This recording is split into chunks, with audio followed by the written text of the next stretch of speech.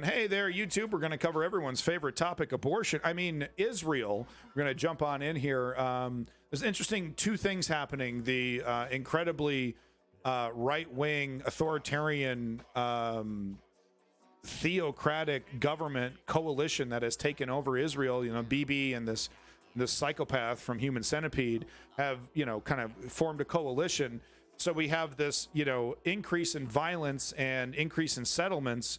At the same time, they're also trying to do the normal authoritarian right-wing thing and basically pass a law that says this is insane. They're trying to pass a law that says if there is an investigation or something happening that they don't like, as a body, as a political body, they can just stop that investigation. And of course, everyone is pointing to Bibi Netanyahu's investigations against his corruption as the reason why this is happening. So I would like to point out that a grand majority, I don't know, I can't read minds, okay?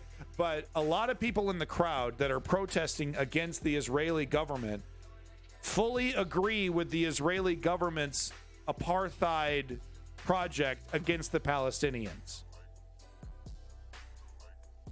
That's just the fact. It's complicated. We got to be nuanced about this. I can support their calls for anti-authoritarian legislation while also criticizing their desire to eradicate the people that do in the crowd, because it's a majority in Israel, but that does mean that there is a minority of people that disagree with this. But there is an ongoing project to destroy the Palestinian state, to assimilate it completely into Israel, and churn the residents of Palestine into, third-class citizens in the remnants of their own land. And that's just a fact, and a lot of people in Israel support it. That's just a fact. Cool it with the anti-Semitic remarks. Thank you so much, Israeli Lobby. All right, so let's go ahead and move into some of these stories here.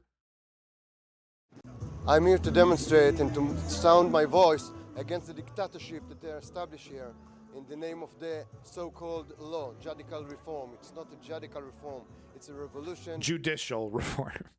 That's making Israel go to full dictatorship. And I want Israel to stay a democracy for my kids, for my grandchildren. It was never a fucking democracy. Are we even pretending? It will be here because Israel is a democracy country. And I have one thing to say to this guy. Cool it with the anti-Semitic remarks. Can you believe how anti-Semitic this Israeli guy is being?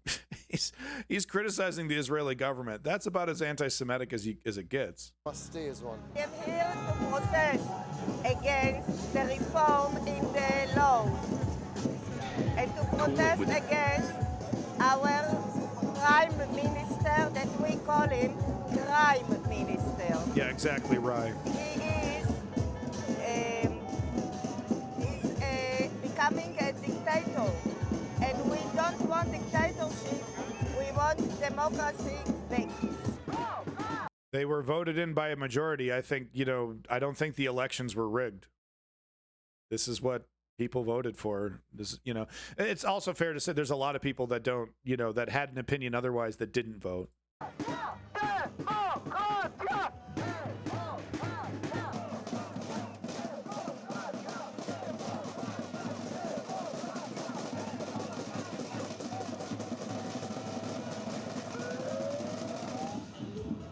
The Handmaid's Tale. This really has made a lot of cultural waves across the world, this Handmaid's Tale.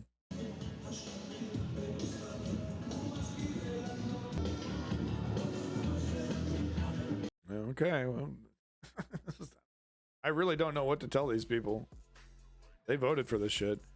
So we're going to cover Israel, but we're also going to cover the side from Palestine. This was from, so this was, I had this queued up a month ago before I was banned for daring to criticize religion. It still is relevant as it was when it was put out a month ago. So I apologize for the slightly older news, but it's still incredibly relevant because this shit is happening as we speak. As the protests are violent and getting worse. I don't want to say the Israeli people and the Israeli government deserves chaos or anything like that, but they just their policies against the Palestinians are wildly unsustainable. There's millions of people in Palestine. You're not going to be able to just ghettoize cordon them off and just not have any problems. It's not going to go down that way.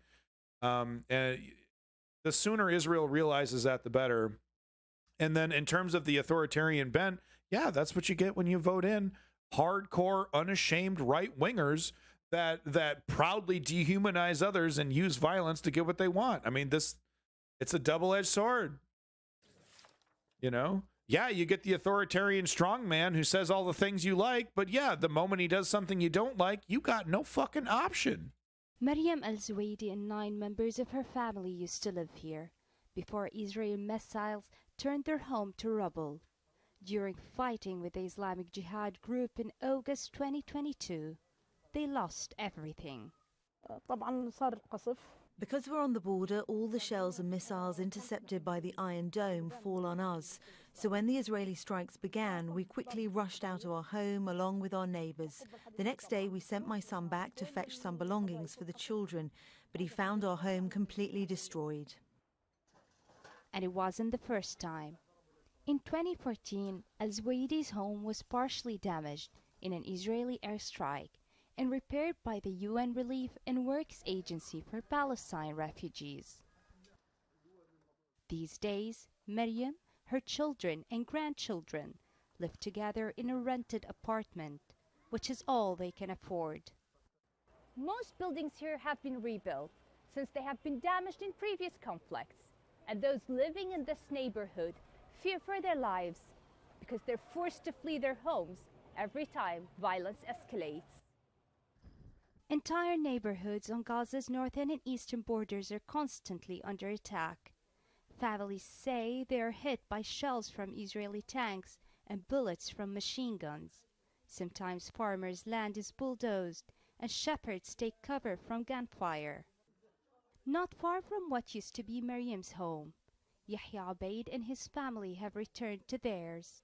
It was rebuilt recently after being destroyed for a second time in Israel's 2021 war on Gaza. Amazing. Yahya's son Khalil was injured. He says they never feel safe. Once we hear that any tension is taking place, even before the first bullet is fired, we pack and leave our home because the Israelis fire their tanks without prior notice and in any direction. They fire randomly at us. UNRWA helps That's terrorism. You want to talk about terrorism? That's what that looks like. with the reconstruction Politically motivated violence. of houses for Palestinians living in border areas, putting it under additional financial strain. There's an enormous burden. And you talk to an Israeli sycophant about don't we have a right to defend ourselves? What about this scenario looks like defense to you? Right? Oh, excuse. No, this is not defense. On UNRWA to meet this need. After the conflict in May 21, we appealed to the international community for funding. We have either rebuilt or repaired over 7,000 houses here in Gaza to make sure that people have the bare minimum acceptable level of shelter or housing. Because of the constant wars and rounds of escalation, most Palestinians in Gaza do not feel safe. And look at this. I mean, you don't think, the horse and buggy stuff, you don't think the Palestinian people would like to upgrade, to get better things, to get, to get better stuff, so that they're out of the horse and buggy era? This is what apartheid looks like. This is intentional. This is Israel putting Palestine in this situation to make it bend the fucking knee. Palestinians in Gaza You got the wrong religion, so you deserve this. That's what this is about. not feel safe. But those who live near the borders are the most vulnerable because they have nowhere else to go. Tell you, these people are really brave. Tell you, these people are extremely brave. And look the kid with the coat, probably a donation, right? And the parent is, well, you got to grow into it. This is the one you get. Grow into it. It's adorable and it's also tragic. It's adorable and it's tragic. Sure. That goes back to that corruption conversation, though, right, Kim Goblin? which we will be showing that video this time. So let's keep moving forward here. I'm running out of time. Once again, tens of thousands are out on the streets across Israel protesting against their government. Here in West Jerusalem, they're outside the president's The audio is mixed weird. One channel is slightly higher than the other. Sorry. house, hoping to be heard. However, the numbers are far smaller than in previous weeks.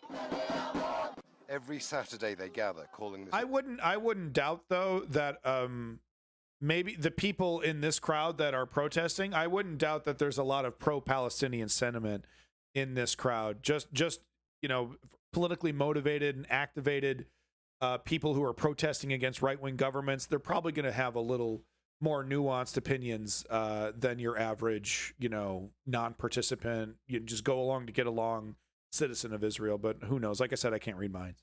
Right-wing government a threat to democracy and the rule of law because it's a coalition built around openly far-right. I hate guys that do this, bro. Point that shit up.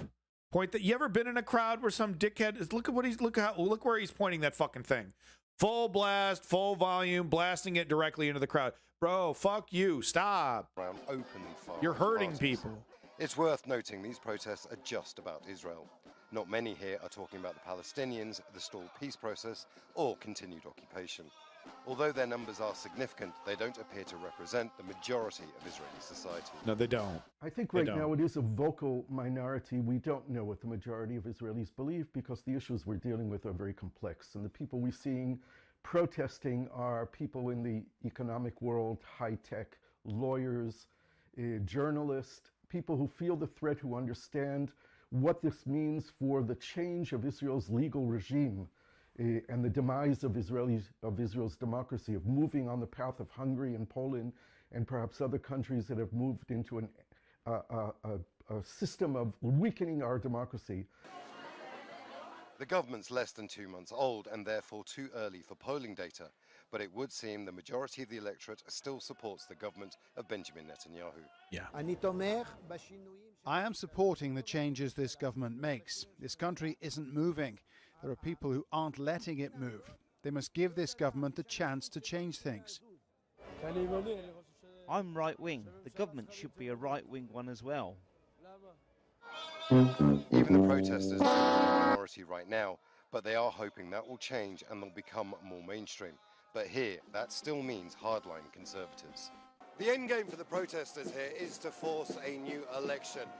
Now, they may well succeed in doing that, and they may well even get rid of some of the far-right elements that make up the current coalition. However, if previous governments are anything to go by, then that hardline conservatism will still remain. Yeah. Imran Khan. It'll have a different face, use a different language, but it'll be the same shit.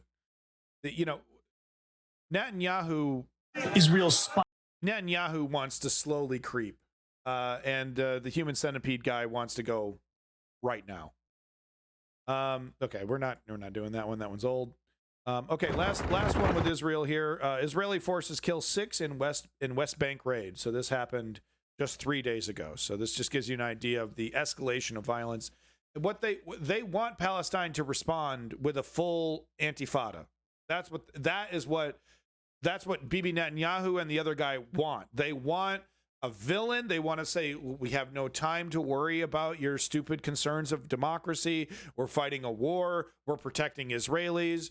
This is what they want. They want a war with the Palestinians so that they can, you know, more land grab, but they also have a big bad that they can be like, we're protecting you. Ain't no way any of these liberal pussies are going to protect you from these Palestinian heathens, all that shit, right? It's a tale as old as time, folks. It's a tale as old as time. Okay? This is how it's done. This is empire. Tonight, Israeli forces taking their hunt for Palestinian militants deep into the occupied West Bank, killing at least 6 Palestinian men during a raid on a refugee camp in the northern city of Jenin. This is the scene inside the Jenin refugee camp just a few minutes after Israeli forces left. This crowd is coming down the hill and they want revenge. Israel says it succeeded in killing a Hamas operative responsible for gunning down these 2 Israeli brothers last month. Prime Minister Benjamin Netanyahu commending his forces, saying, "Our brave warriors operated surgically in the heart of the murderer's den." but the Palestinian Authority condemning the raid as a massacre. And people here mourning the loss. I don't think I've ever heard an Israeli politician talk about Palestinians in a context outside of like animal, insect, outside of a dehumanization context. I don't think I've ever heard a modern Israeli politician not make some kind of reference to how they think the Palestinians are less than human. Of yet more young lives. In Washington, fears of an accelerating cycle of violence. Show me the clip where you show me the clip where I'm wrong, where Bibi Netanyahu acknowledges the Palestinians as human beings. We remain deeply concerned by the sharp rise in violence. Concerned. That's why the aid package is going to have little Post-it notes on it. Every $1 billion pallet of money is going to have this Post-it note that says, "You better watch out. You better not shout." We're so mad at Israel, we're going to double the amount of money we give them this year. The West Bank, and we continue to urge the parties to take immediate steps to prevent the further loss of life. Hours before the Jenin raid, an Israeli settler armed with an axe attacking a Palestinian family in their car. Sitting terrified inside the vehicle, 27-year-old nurse Omar Idris, his wife. And look, here's the thing. Why doesn't he just run him down? Do you know what would have happened to him and his family and his house if he had even scraped or hurt this Israeli person? His entire life would have been erased. He would have been arrested. His family would have been, harassed. The house would have been targeted for future settlements. That's the hesitation, is that this Israeli understands that he's totally untouchable legally, that this Palestinian person can't do shit. If he were to even graze this guy with his car, this guy would have been, who knows? Sitting terrified inside the vehicle, 27-year-old nurse Omar Idris, his wife, elderly parents. It's complicated, Chem Goblin, because Hamas, the Palestinian government of Hamas, they don't have the right idea either. They're just as stuck in the Stone Age as the right-wing Israeli government. And it's a rock and a hard place situation for everybody. The Palestinians keep putting hardliners in charge because the hardliners are the only ones that offer any kind of revenge or anything against the oppressive Israeli government. The rockets aren't working. They're an extremely effective propaganda tool against the Palestinians. They don't fucking work. It's not, if the idea is to get Israel to stop, it's not working. I disagree, Lenny. It will eventually be resolved. If we let the momentum continue, it will be resolved with the complete eradication of the Palestinian state. And I guess all Palestinians basically moved into reservations. And little daughter Tia. Do you believe the person who attacked you will be arrested, will be prosecuted? Of course not. Why? Who is protecting us? Legal impunity. Who? Which government protect Palestinians? No one. Just talking. No one protecting Palestinians. Flying into the chaos, U.S. Defense Secretary Lloyd Austin, today on a surprise trip to Iraq, and tomorrow due to arrive in Israel. Yeah, that's right. We're still in Iraq, folks. Lots of bases. Yep. Billions of dollars going into our mission accomplished over there in Iraq. Yeah. Yep. Money out of your pocket, folks. What the fuck are we doing there? His difficult mission, trying to bring American influence to bear and bring some calm to a troubled Holy Land. You could try holding on to some of that money instead of gladly giving them over and making speeches about how you, as a U.S. politician, pledge your fealty to the never-ending support to the Israeli government. Some of the speeches that come out of these U.S. politicians about their pro-Israeli stance is fucking flagellation to the max, dude. It's the fucking grapefruit video. It's the grapefruit video, dude. Secretary Austin will meet Israel's defense minister here in Tel Aviv. And while the Israelis really want to focus on the threat from Iran, the American side is expected to push for steps to end the violence in the West Bank. Lots of finger waving. Lots of finger waving. All kinds of, man, those fingers going to wag so hard, you wouldn't believe it, man. Wag, wag, wag, wag, wag. You better not. Ooh, we're going to be so mad at you. Just a reminder, cool it with the anti-Semitic remarks. Any criticism or mention, really, of the Israeli government outside of a positive context is considered anti-Semitic. So I apologize. There you go. That's your Israeli update for today. Moving on to